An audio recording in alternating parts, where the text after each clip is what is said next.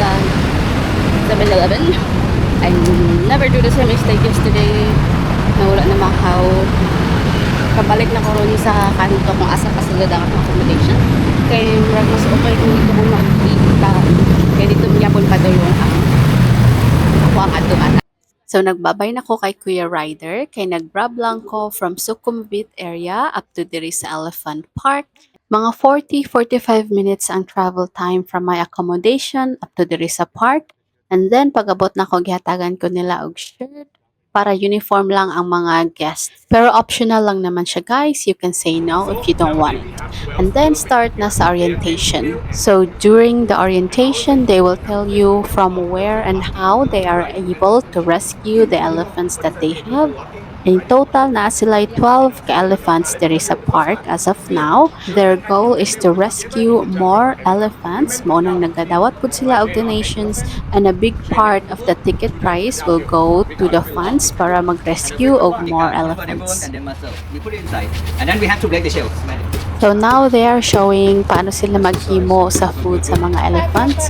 This is their favorite you can food. use two hands for doing it, but he used one hand because he's single. yeah, he's single. You know a lot, nah. You know a lot. Of course, nag-apil-apil ko for more hands-on experience.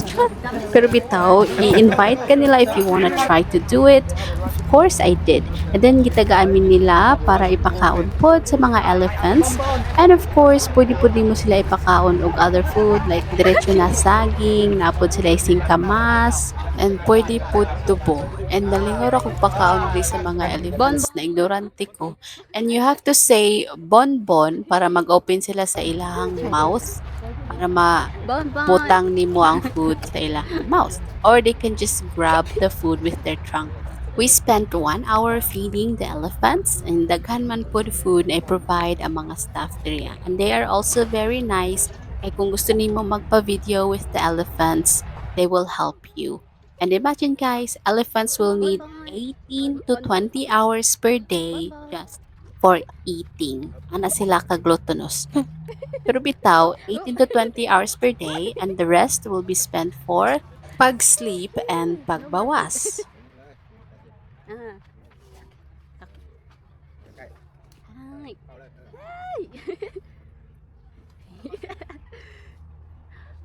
Okay. Feed her and come here. Okay. Okay, keep feeding her. Okay.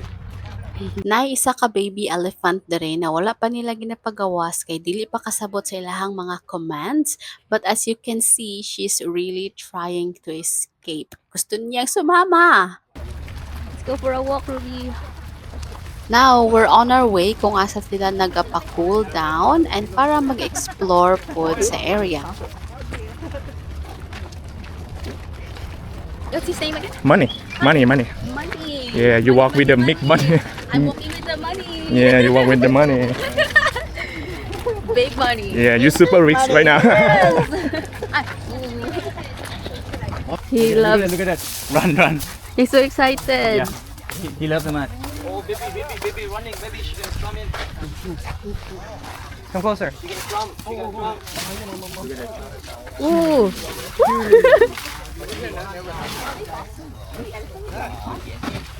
Okay.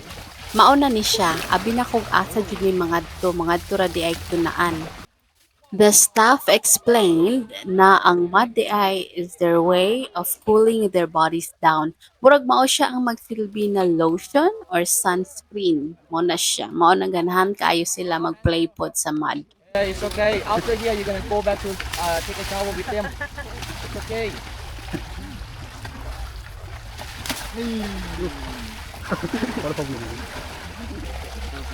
After a while, they were done playing, so nagtindog na sila for our next stop.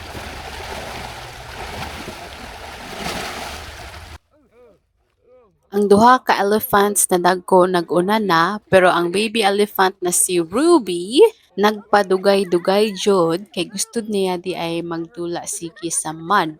Medyo stubborn gid ang mga baby elephants, but they can already understand the commands naman.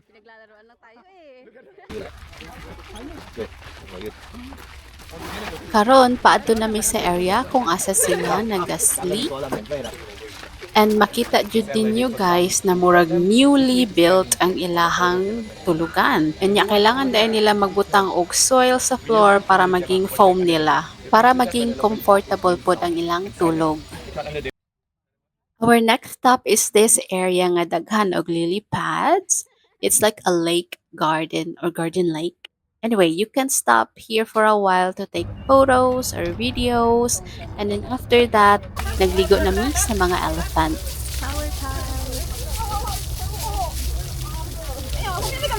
Grabe pud makascrap si Kuya, murag maapil man ang panit ni Ruby. So while nagaligo na sila guys, na-remember na ko nga ang ilahang baho is more like Carabao. So kung nakita na more nakadol na mong Carabao before, they smell like that. Yeah.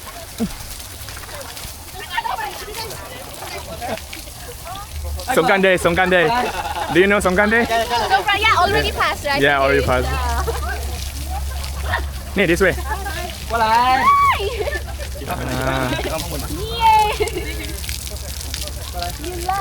Hey, what happened?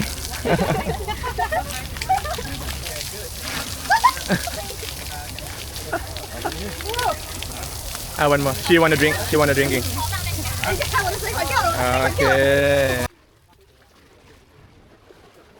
After na brush na ang mga lapok ikan sa ilang lawas, they put the elephants in the pool. Kay of course mag-cool down na po. They really love to be in the water. Char! Nya, gitagaan namin nilang isa ka brush o kabo. Kay kami na po mag-brush o magligo-ligo sa ilahan. Nya, nagdula-dula lang di ay.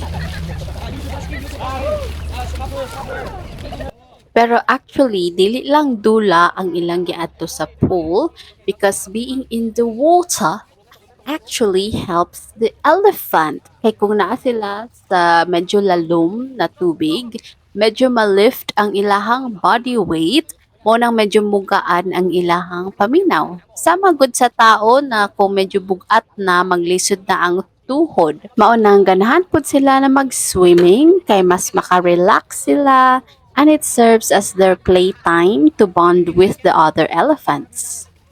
Mura lang siya water therapy.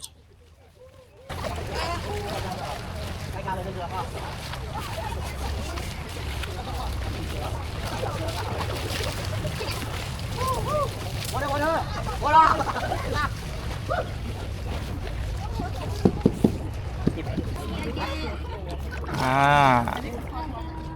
Okay. You can put your head with her, with her cheek. Ah, like that. Okay. All right. What is this? Ah, and then come over here. Okay. And then don't move there. Pause, pause, pause. Pause, pause, pause, pause, pause. One more, one more, one more, one more, one more. Okay. Bye bye.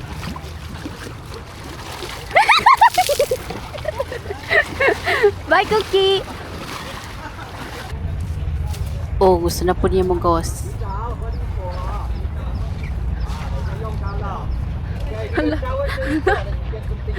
Trying to escape. Yeah. Slowly making plans to escape. Such a naughty little kiddo. After namo sa pool, nagwash na pod mi and nag-ilis, and then after that, it was lunchtime, and that's it. Mao na siya, dira na mag-end ang program. Kay na po another batch of people sa hapon.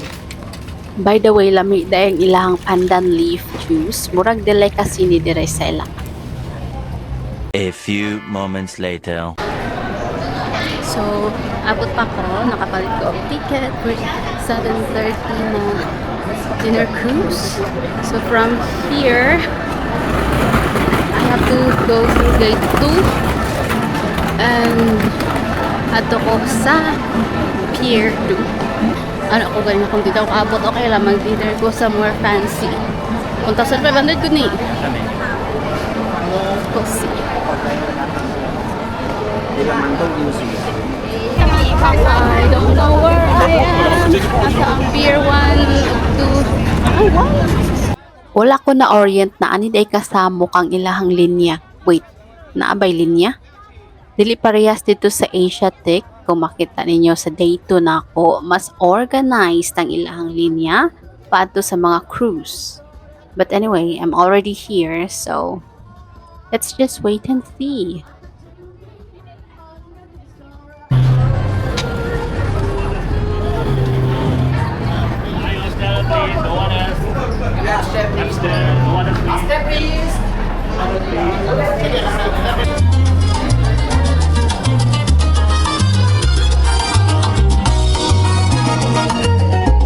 Oh, perfect.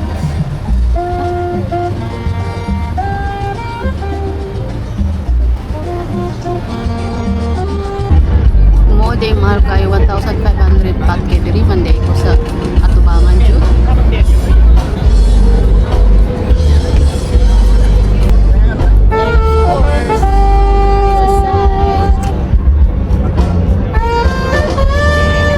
Okay, thank you so much. Well, hi everybody. Hello. Yes, well, once again, good evening to everyone. Welcome aboard here at Travel Bureau Princess. Sawadee ka. Thank you so much for patiently waiting. Wala nagdugay, naglarga na ang cruise, and after a few minutes pod, naglinya na pod for the food. The food was mid. Char. Kung i-rate na ko, mga 7 out of 10. It wasn't that good, but hey, it's the experience that counts. Mas tindot jud siguro kung na ako'y sabay dere. But it was fine. I still enjoyed this experience. Pero mas okay nila ako na ako'y sabay. Abi na kog na anak ko'y ka-organic encounter. Kita kog duha kagwapo ganina, pero murag sila man day duha ang nag-date. Di na ta mangistorbo. LA, New York, Vegas to Africa.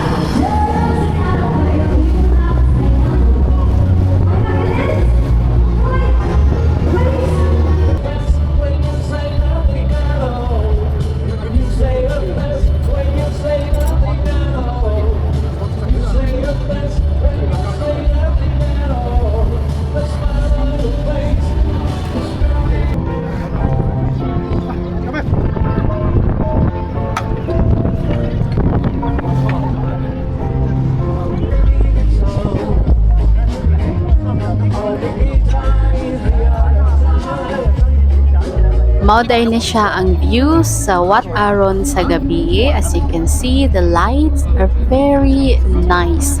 Mao pong night cruise ang akong gipili kay para nindot ang lights.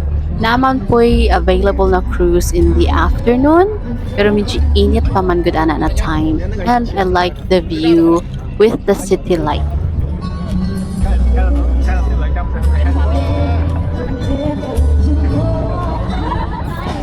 And then, nakatuyok na mi. So, again, we passed by Icon Siam. And then, diretso mi dito sa area kung asa ang Asiatic. And dito na po magtuyok. Pabalik na po diri sa Icon Siam. It's a 2-hour cruise, by the way.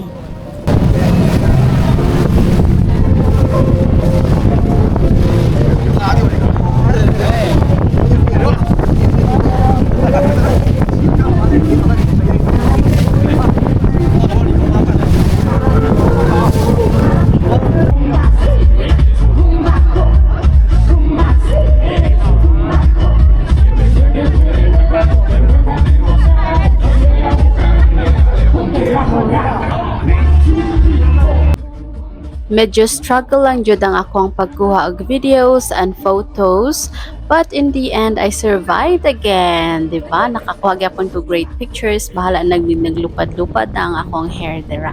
And then naki-vibes na dan ko sa party.